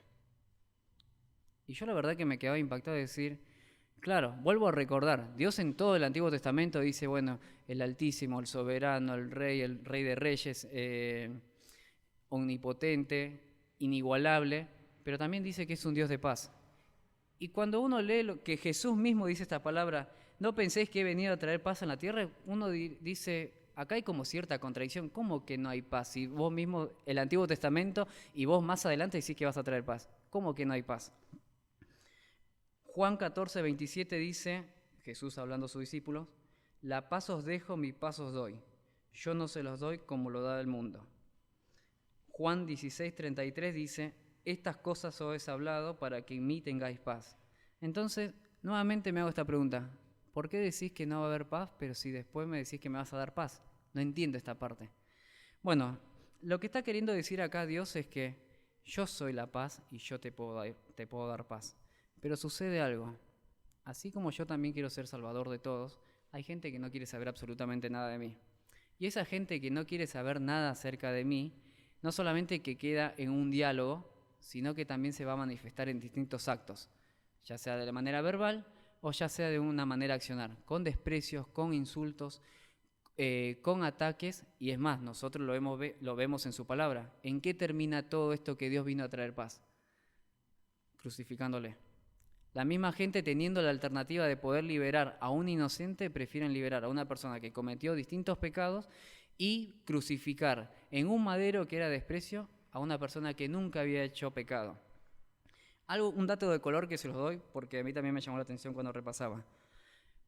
Cuando María y José van al templo, y eran personas humildes, porque fíjense que la ofrenda eran tórtolas y palominos, era una ofrenda muy humilde que era para las personas que no tenían un alto poder adquisitivo. Pero esa ofrenda solamente lo hizo para María, para el momento de purificación. El Señor Jesús no se le hizo ninguna ofrenda. Él no tuvo que dar ofrenda, sino más bien Él fue la ofrenda. Es una cosa muy diferente. Yo, claro, me ponía a pensar y digo, ¿Jesús en algún momento dio ofrenda? Y no. ¿Por qué va a dar ofrenda si no tiene algún pecado en particular? Pero sí, eso infinito se hizo finito para hacer una ofrenda por cada uno de nosotros. Así que Dios, siendo una ofrenda y un regalo para todos, a pesar de eso hay ciertos grupos, ciertas personas que no quieren saber nada y que lo desprecian. Por eso es que Dios después dice, a lo largo de Mateo 10:34 dice que va a haber disensión, 2 contra 3, 2 contra 2, el padre con su hijo con su padre, la madre con su hija con su madre, y así un montón de disensiones. Por eso que en la última parte de este versículo, en Lucas también se habla, dice, he venido para introducir espada. Lamentablemente Dios quiere hacer la paz. ¿Por qué? Porque hay un problema entre el ser humano y Dios. Está el pecado. Y el pecado no nos permite poder tener una relación con Dios, porque Dios es santo y yo soy una persona impura. Pero Dios puede restablecer esta comunión por medio de Él. Pero lamentablemente hay personas que no quieren saber nada, que se van a oponer y que lamentablemente va a haber una oposición. Entonces a todo esto es por eso que Jesús, después de decir yo les doy paz, yo soy la paz les acompañe, le dice tengan en cuenta esto. Va a haber disensiones y a consecuencia de eso vienen estas palabras, no penséis que he venido a traer paz a la tierra.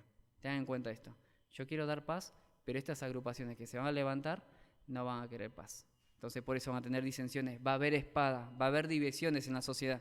Las personas que quieren seguir a Jesús y las personas que no quieren seguir a Jesús. Vamos rápidamente. Entonces, vimos, es alabado porque es mi Salvador y es el Salvador de estas dos personas, de Simeón y de Ana. Es alabado porque Dios da paz, a pesar de que hay grupos que se van a oponer a esta paz. Es mi Salvador, merece ser alabado porque es luz. Y la verdad que hay muchos versículos que hablan acerca de la luz. La luz simboliza la vida. Y lo vamos a leer y le voy a invitar a algún hermano que si me puede leer el versículo, ahora les digo.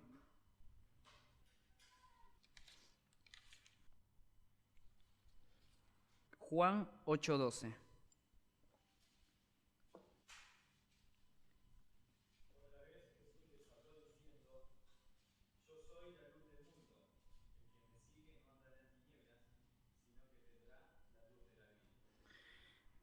Algo que remarca el Señor Jesús es lo siguiente.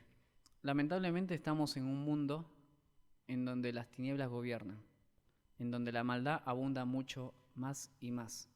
Pero tengan una sola cosa en cuenta. La luz se vino a manifestar en este momento, y esa luz soy yo. Y no solamente que soy una luz para dar discernimiento entre qué es lo bueno y qué es lo malo, sino que también es una luz que refleja lo que verdaderamente es Dios, refleja la deidad, los atributos, la plenitud de Dios en mi persona, pero no solamente eso, sino que también te da vida.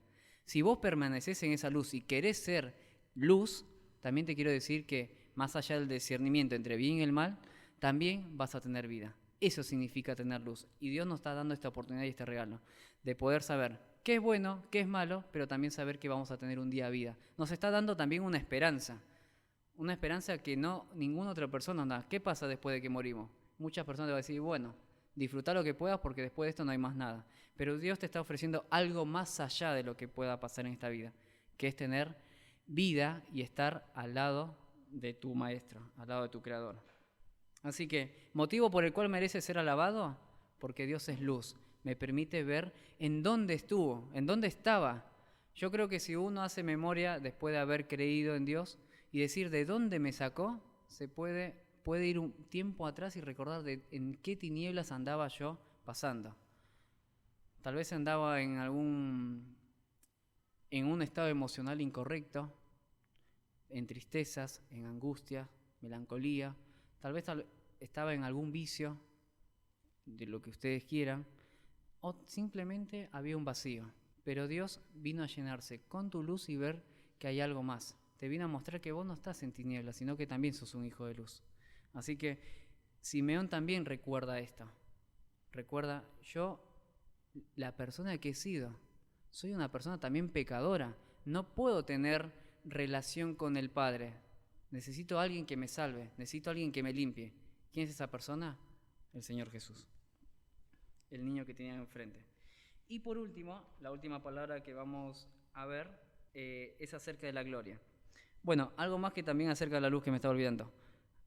Habíamos dicho que esa luz no solamente es para el pueblo judío, sino que ahora esa luz también se extiende para todos los gentiles. Y acerca de esta palabra gloria, es solamente para el pueblo de Israel. Al pueblo judío se le da la oportunidad de que el rey salga de su linaje. Entonces les da esto. Ustedes van a ser glorificados, van a ser alabados, porque ¿saben qué? El Salvador van a ser de su simiente, no van a ser de otro tipo de nación, sino del pueblo judío. Así que ustedes se tienen que sentir contentos, orgullosos, tener ese privilegio que el Salvador, el que va a ocupar el trono de David, sale de ustedes y no de otra persona. Así que por eso tienen que alabarle y glorificarle como pueblo judío, porque el Salvador sale entre ustedes. Así que bueno, quería que meditemos en estos 4 puntos lo que hizo el Señor por cada uno de nosotros. ¿Por qué estas 2 personas alababan? Nuevamente repetimos, porque es mi Salvador, porque es luz, da gloria porque viene del pueblo de Israel. Me estaba olvidando más, luz y paz, y nos da paz, a pesar de que habíamos también repasado acá los distintos testimonios. Va a haber inconvenientes, va a haber problemas, pero sin embargo tengamos que descansar en la mano de Dios, reposemos en Él, y Él nos va a dar una eterna paz que es incomparable. Ahora, tengamos en cuenta que esta alabanza que hicieron estas 2 personas es porque tuvieron 2 cosas en común: creyeron y amaron al Salvador. Solamente esta oportunidad de poder alabar a Dios lo pueden hacer las personas que creen y alaban, no lo puede hacer otra persona. La persona que no cree y que no ama a Dios, la verdad que en ningún momento le va a salir una manifestación de alabanza. Pero aquellos que sí lo amamos y creemos y que tenemos una fe completamente en Él, podemos tener este derecho y esta oportunidad de poder decir cosas buenas, de levantar este aprecio, este valor que tiene el Señor Jesús delante nuestro. Él es mi Salvador, y decirlo con mucha firmeza. Solamente, antes de terminar, les quiero dejar un par de tips, porque ya estamos acabando un año y vamos a empezar un año nuevo. Tal vez que hay muchas personas que aún no conocen a Dios, y les quiero decir que hoy es la oportunidad de poder conocer a Dios. Dios te da hoy este tiempo de saber que, así como fue un niño, hoy sigue vivo. A pesar de que estuvo en una cruz y lo crucificaron, Él está sentado a la diestra de Dios Padre. Y esa es la esperanza que tenemos todos los que hemos creído en Él, que un día vamos a estar con Él. Pero si aún no lo conoces, Dios también te da esa esperanza a vos. Lo único que tenés que hacer es creer. Y en el momento que crees y comprendes este mensaje de salvación, vas a alabar automáticamente. Lo posterior a reconocer esto es la alabanza hacia su nombre. Pero lo que ya hemos creído y lo que estamos amando a Dios completamente, podemos alabar de diferentes maneras. Y esta es la diferente manera que podemos alabar en este nuevo año que comienza. Antiguamente el pueblo de Israel hacía ofrendas y sacrificios. Nosotros también podemos hacer distintas ofrendas. ¿Cómo lo podemos hacer? Bueno, todos tenemos 24 horas al día. En algún momento tenemos un tiempo libre. Entonces, una manera de ofrendar, como he escuchado acá a las distintas personas que pasaron, es, bueno, voy a ofrendar con mi tiempo. ¿Qué hago con ese tiempo? Bueno, reparto un folleto, hablo acerca de lo que Dios hizo en mi vida, ayudo a otra persona, soy solidario, etcétera, etcétera. Dentro de la iglesia, que también se dijo que necesitamos muchas manos, bueno, todos tenemos dones, los que hemos creído, pero también tenemos talentos. Entonces lo podemos poner a los pies de Dios, ofrecer esas distintas cualidades que tenemos de parte nuestra, decirle a Dios, mira, Dios te lo ofrezco. Música, enseñanza, limpieza, servicio, organización. La verdad que yo estoy acotando muchas cosas, pero pueden abrirse, hay un gran abanico para servir en distintas áreas. Entonces vos podés ofrendar con eso, con tu tiempo, o también, bueno, lo otro que también tenemos como ofrenda es la parte con dinero, ¿sí? Otra manera de poder ofrendar, de alabar a Dios en nuestro silencio y meditación.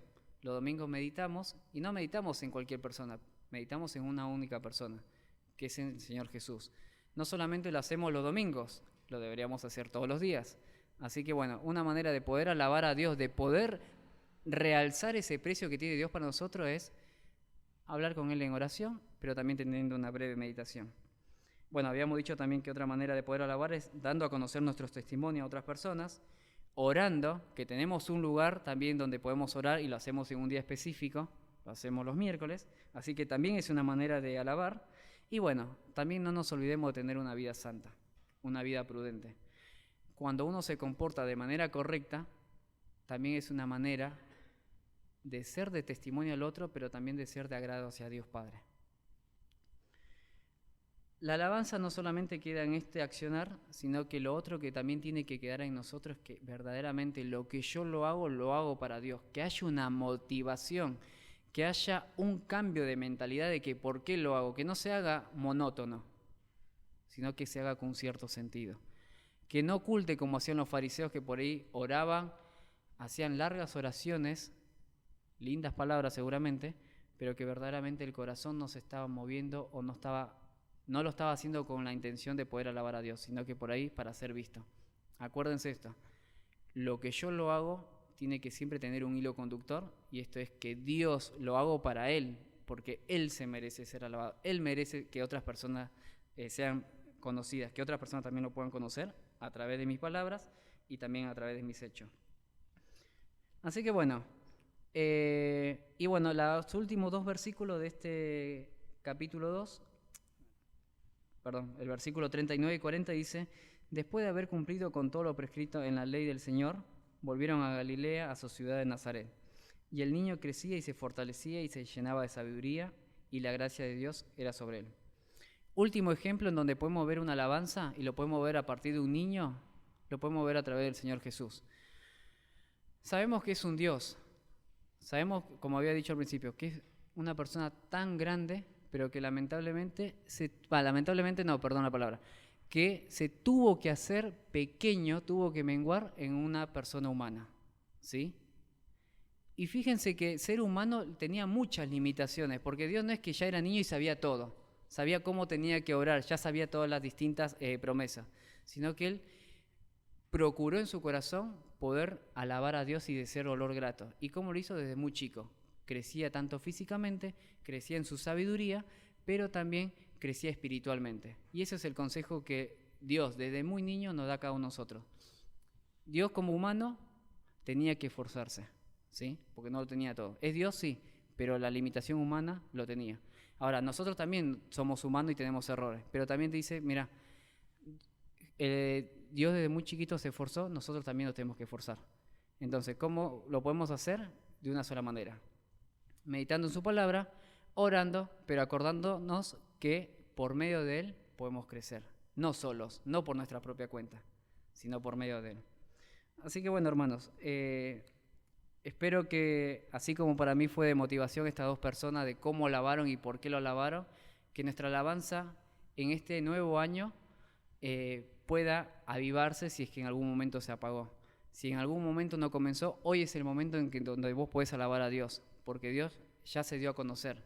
Dios vino a este mundo, murió por vos y por mí. Entonces, hoy tenés el privilegio de poder conocerlo, de aceptarlo como tu Salvador y de poder alabarlo de hoy en adelante.